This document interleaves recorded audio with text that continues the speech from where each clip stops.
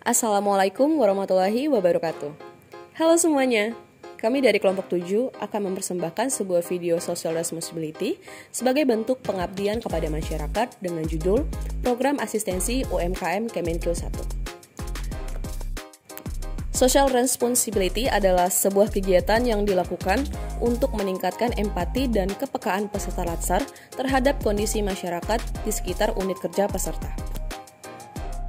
Ruang lingkup pelaksanaan social responsibility kami berkaitan erat dengan kegiatan pengabdian kepada masyarakat yang memiliki dampak positif dan kontribusi kepada UMKM yang ada di sekitar kantor wilayah Ditjen Perbendaharaan Provinsi Sumatera Barat.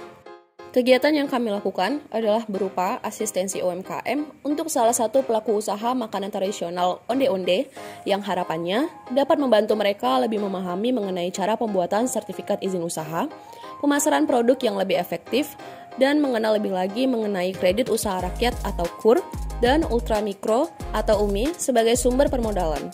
Sekilas mengenai KUR dan UMI. Program KUR dan UMI dimaksudkan untuk memperkuat kemampuan permodalan usaha dalam rangka pelaksanaan kebijakan percepatan pengembangan sektoril dan pemberdayaan UMKM. Pembiayaan yang disalurkan KUR bersumber dari dana perbankan atau lembaga keuangan yang merupakan penyalur KUR. Dana yang disediakan berupa dana keperluan modal kerja, serta investasi yang disalurkan kepada pelaku UMKM individu atau perseorangan, badan usaha dan atau kelompok usaha yang memiliki usaha produktif dan layak namun belum memiliki agunan tambahan. Adapun pembiayaan UMI merupakan program tahap lanjutan dari program bantuan sosial menjadi kemandirian usaha yang menyasar usaha mikro yang berada di lapisan terbawah yang belum bisa difasilitasi perbankan melalui program KUR. UMI memberikan fasilitas pembiayaan maksimal Rp10 juta per nasabah dan disalurkan oleh Lembaga Keuangan Bukan Bank atau LKBB. Lebih jauh mengenai asistensi UMKM, kami melakukan tanya jawab interaktif dengan pelaku usaha bersangkutan, sekaligus menjelaskan hal-hal yang berkaitan dengan sertifikat izin usaha, penjelasan lebih lanjut mengenai program KUR dan UMI, serta strategi pemasaran produk. Berikut wawancara terkait. Warahmatullahi wabarakatuh. Halo rekan-rekan semua. Nah, di sini kita udah kedatangan salah satu UMKM yang sangat luar biasa yang akan kita sambut. Selamat sore Bapak. Selamat sore. Mohon izin Pak, perkenalkan saya Aldi Putra Hernandez dan rekan saya kita. Nah, maksud kedatangan kami untuk mengundang Bapak di sini adalah melakukan wawancara Pak, bincang-bincang sedikit terkait dengan usaha UMKM yang sedang Bapak jalankan saat ini. Nah, untuk informasi Pak, kegiatan kami ini merupakan bagian dari proyek social responsibility, yaitu berupa asistensi terhadap UMKM. Jadi kami mau izin Pak bertanya-tanya dan menyampaikan sedikit informasi tentang asistensi UMKM ini Pak. Mohon izin juga kami record videonya sebagai bahan laporan SR kami. Terima kasih sebelumnya atas kehadiran Bapak di kegiatan kami ini. Nah, sebelumnya Bapak boleh perkenalkan diri, namanya siapa dan asal tempat tinggal dari mana Pak? Oke, dari Bapak Yusrida. Dari mana Pak? Di Lapa ya Pak? Ada Pak? Asal dari Lapa ya. Nah, langsung saja, boleh dijelaskan nggak Pak usaha yang sedang Bapak jalankan ini apa Pak? Onde-onde, UKM, Lopis, KPUI. Oh, berarti ada onde-onde, Lopis, kue karden, KPUI. Nah, yang onde-onde ini yang bagian mana nih Pak? Yang warna hijau. Yang warna hijau ini onde-onde ya Pak? Ya. Yang warna merah juga? Oh, warna merah kue karden, Ya. yang hijau ini onde-onde, yang kuning di sini segitiga ini Lopis, ini KPUI. kue lape ubi. Oke, baik, terima kasih Pak. Ini adalah dagangan Bapak dari Pak Yusrizal ya tadi ya Pak? Oh iya Pak, sudah berapa lama ya Bapak menjalankan usaha onde-onde ini Pak? Sejak 80. Oh, udah lama sekali ya berarti ya Pak. Usaha Oh iya Pak, apakah usaha Bapak ini sudah mendapatkan sertifikat izin usaha dari pemerintah Pak? Sebelumnya Pak? Tahu belum? Boleh jelaskan Mbak Elsa gimana izin usaha itu? Oh iya Pak, jadi dalam berwirausaha itu salah satu hal yang penting adalah surat izin usaha perdagangan. Nah, sejak bulan Mei tahun 2018, SIP itu diganti namanya menjadi NIB Pak, yaitu nomor induk berusaha, agar mempermudah pelaku usaha dalam menjalankan usahanya. Nah, fungsi NIB itu sendiri, yang pertama itu adalah sebagai bentuk identitas usaha, yang kedua itu memudahkan pengurusan perizinan dan regulasi usaha. Kemudian dengan adanya NIB ini, juga bisa untuk membuka akses keuangan dan lembaga keuangan. Misalnya usahanya ingin diperluas, ternyata kekurangan modal, maka dengan adanya NIB ini bisa memperoleh pinjaman Pak, kredit atau kerjasama dengan lembaga keuangan. Kemudian dengan adanya NIB ini itu bisa memperoleh kepercayaan dari konsumen karena NIB ini sebagai bukti bahwa usaha yang dijalankan itu sudah legal dan dapat dipercaya Pak. Kemudian dengan adanya NIB ini akses ke program pemerintah itu lebih luas, di mana dengan adanya NIB ini pemerintah itu bisa memberikan seperti program subsidi, ada pelatihan dan juga bantuan lainnya Pak.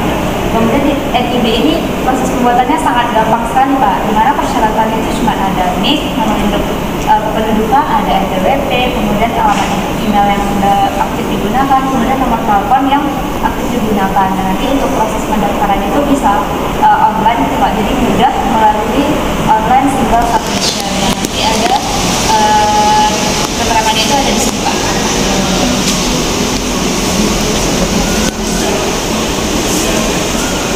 Iya Pak, jadi ini ada infografis ya Pak. Kalau Bapak nanti mungkin kurang memahami dari yang kami sampaikan, Bapak bisa baca dari infografis ini.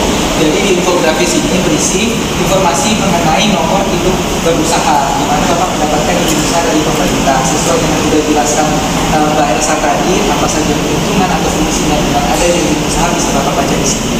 Nah, untuk pertanyaan selanjutnya nih Pak, kalau boleh tahu, untuk sumber pemodalan usaha Bapak ini apakah dari modal pribadi, apakah dari pinjaman, atau ada dari yang lainnya Pak? Pribadi. Pinjaman nggak ada, berarti dari 100% dari modal sendiri ya Pak, dari modal pribadi. Nah, Bapak udah pernah dengar belum tentang KUR-UMI Pak, pembiayaan KUR-UMI?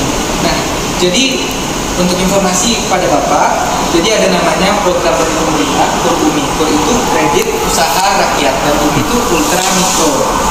Nah, program KUR itu ya Pak merupakan program pemerintah dalam meningkatkan akses pembiayaan kepada UMKM. Contohnya UMKM seperti Bapak.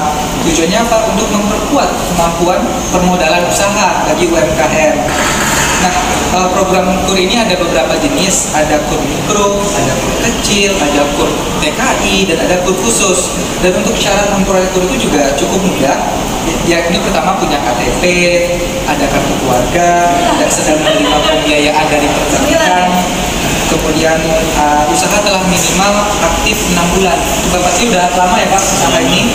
Kemudian memiliki izin atau keterangan usaha. Nah, tahapan yang harus dilakukan supaya dapat KUR ini apa aja? Yang pertama, UMKM mengajukan aplikasi KUR dengan surat permohonan kepada bank penyalurnya. Nah, permohonan tersebut disertai dengan lampiran persyaratan dan dokumen-dokumennya seperti legalitas usaha, perizinan usaha, catatan keuangan, dan sebagainya. Untuk bank penyalur nanti akan mengevaluasi itu Pak, menganalisis kelayakan usaha UMKM tersebut berdasarkan data-data dari permohonan UMKM-nya. Nah, dan yang ketiga, apabila bank penyalurnya menganggap usaha UMKM tersebut sudah layak, maka bank akan menyetujui permohonan KUR tersebut. Nah, keputusan ini sepenuhnya kewenangan dari bank, tanpa ada peran dari pemerintah. Nah, kalau misal sudah disetujui ini Pak dari bank, UMKM dapat menandatangani perjanjian kredit. Nah, selanjutnya UMKM ya wajib membayar seluruh cicilan pengembalian KUR pada pihak bank hingga lunas. Itu kalau untuk KUR ya Pak. Kemudian yang kedua itu UMI Pak. UMI itu kepanjangannya ultra mikro. UMI itu tingkatannya di bawah KUR. Itu program lanjutan dari bantuan sosial, mana UMI ini memberikan fasilitas bantuan pembiayaan maksimal 10 juta per nasabah dan disalurkan oleh lembaga keuangan bukan bank. Kalau KUR tadi lembaga keuangan bank, kalau ini lembaga keuangan bukan bank yang UMI. Nah, kemudian saat ini pemerintah menunjuk BLU BIP, Pusat Investasi Pemerintah, sebagai koordinat fund pembiayaan UMI. Nah, saat ini lembaga yang menyalurkan UMI itu ada PT Pegadaian, ada PT Bahana Arta Ventura, ada PT Permodalan Madani, dan lain sebagainya. Lalu bagaimana cara mendapatkan UMI-nya Pak? Yang pertama, tidak segan dibiayai oleh lembaga keuangan atau koperasi. Yang kedua, warga negara Indonesia yang dibuktikan dengan nomor induk kependudukan elektronik, dan terakhir itu memiliki izin usaha seperti yang sudah dijelaskan Mbak Elsa tadi, atau keterangan usaha dari instansi pemerintah dan atau keterangan usaha dari penyalur Pak. Jadi itulah secara umum gambaran KUR itu apa, UMI itu apa. Untuk lebih jelasnya mungkin Bapak bisa baca-baca di rumah gitu dengan keluarga. Nah ini ada infografisnya Pak terkait apa sih itu KUR, apa sih itu UMI Pak. Di sini ada Bapak bisa membaca informasinya Pak secara lebih detail. Nah, Oh iya Pak, boleh dijelaskan tidak Pak sejauh mana perkembangan usaha yang sudah Bapak jalani ini? Mungkin dari segi variasi yang awalnya mungkin berarti dari 1987 itu awalnya udah biasa saja ya Pak? Iya, belum di. Berarti sekarang udah ada kue yang Iya, kue katen. kue katen, udah ada lapis ubi, udah ada ubi. Nah, berarti dari segi variasinya udah mulai berkembang, udah mulai banyak ya Pak? berarti variasi produknya mulai bertambah. Dulu Iya. cuma onde-onde aja Pak, Onde-onde aja. dari tahun 87 ya Pak. Oke, baik. Nah selanjutnya Pak, untuk pemasaran produknya selama ini apakah dilakukan secara langsung seperti ini Bapak berjalan, menjajakan makanannya, Iya, berjalan. atau ada secara online Pak, digital Pak? Belum ada ya Pak, berarti secara online belum ada, baru secara konvensional ya dengan Tapi menawarkan. kalau ada orang masak-masak itu, bawa alat, ada orang masak. Oh, jadi ada juga orang masak yang Ya, orang dulu pernah orang Surabaya masak. orang Pegadaian pernah pesan juga. Ya, jam bapak dia tuh bawa itu Ke Jakarta.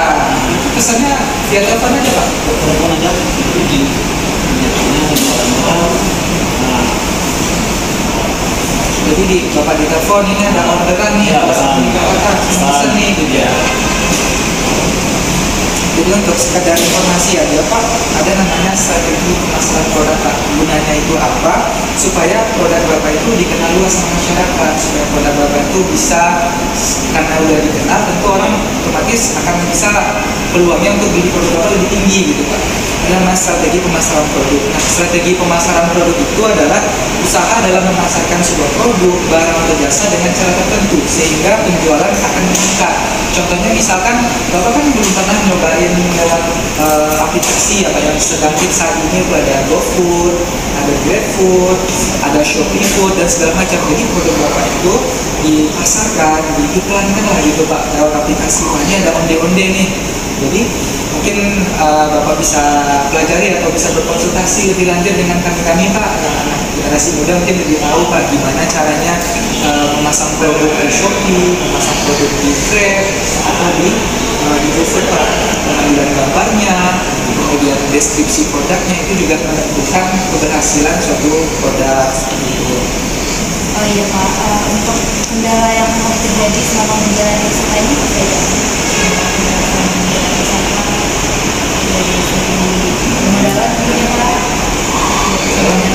Mungkin Bapak selama ini dalam membuat barang ini, membuat makanan ini sendiri atau kekurangan? Kalau untuk saya kurang kerja. Iya Pak, berarti ada banyak orderan ya? Kalau biasa jadi banyak sendiri. Jadi kendalanya itu kalau misalnya lagi tingginya permintaan itu kurang anggota yang membantu bikin Iya, produknya Pak. kita ada 3 orang kalau bermasak saya. Untuk permodalan juga mungkin ya butuh pembiayaan nggak sih Pak yang pembiayaan ini? Kan ada pegadaian itu kalau minjam uang ini gitu. Oh iya, pegadaian itu ada salah satu pegadaian yang menyalurkan Iya, ada. itu boleh jadi alternatif juga. Jadi kendala mungkin di permodalan ya bahasa di permodalan, kemudian dari kekurangan yang membantunya ya pegawai atau anggota untuk bikin makanannya sama pemasarannya juga. Orang pegadaian itu daripada tuh nggak nyalang duit ya. Oh nggak mau pinjam duit gitu ya? Iya. Pinjam duit Oh, enggak lah. untuk modal usaha. Iya, modal usaha nih. Oh iya. Untuk harapan atau rencana Bapak untuk perkembangan usaha ke depannya, apakah ada inovasi produk baru atau untuk memperluas pemasaran produknya Pak? Mungkin dari segi pemasaran ya Pak? Biar bisa buka toko, buka cabang, Nah, benar gitu. belum kepikiran ya Pak? Mungkin Cuman bisa mau, mungkin mau nggak sih? Mau untuk buka outlet di rumah sendiri gitu. cabangnya ada di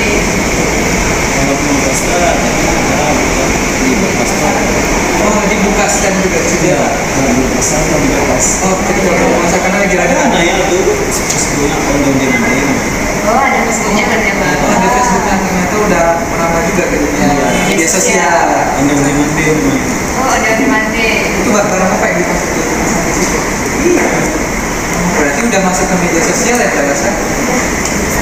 Luar biasa sekali. Kembangkan ya. Terus akan dikembangkan, mungkin nanti akan masuk ke GoFood gitu ya Pak, GrabFood, ShopeeFood, bakal lebih luas lagi pemasarannya.